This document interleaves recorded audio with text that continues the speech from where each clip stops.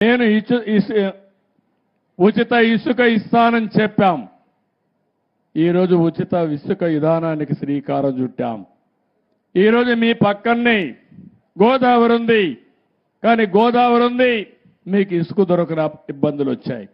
భవిష్యత్తులో ఒకటే హామీ ఇస్తున్నా, మీ ఇంటికి మీరు మీ పంచాయతీలో ఇసుక కావాలని ఒక లెటర్ పెడితే మీ ఇంటికే వచ్చే విధానానికి శ్రీకారం చుడతా.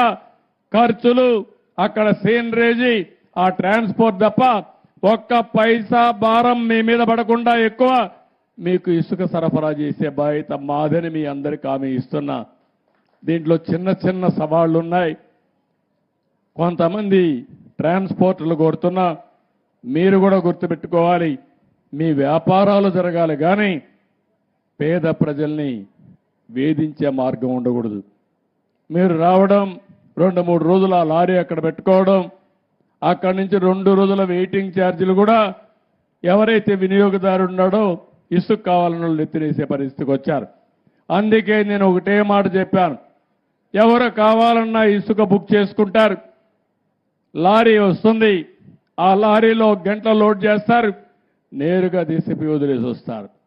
ఒక నూతనమైన విధానానికి శ్రీకారం చుట్టాం. సెప్టెంబర్ 11 నుంచి ఈ విధానానికి శ్రీకారం చుట్టి ఇప్పుడు కూడా రిజిస్ట్రేషన్ చేసుకోమన్నాం. రిజిస్ట్రేషన్ చేసుకుంటేనే ఇసుక నేరుగా మీ ఇంటికి వచ్చే విధానం.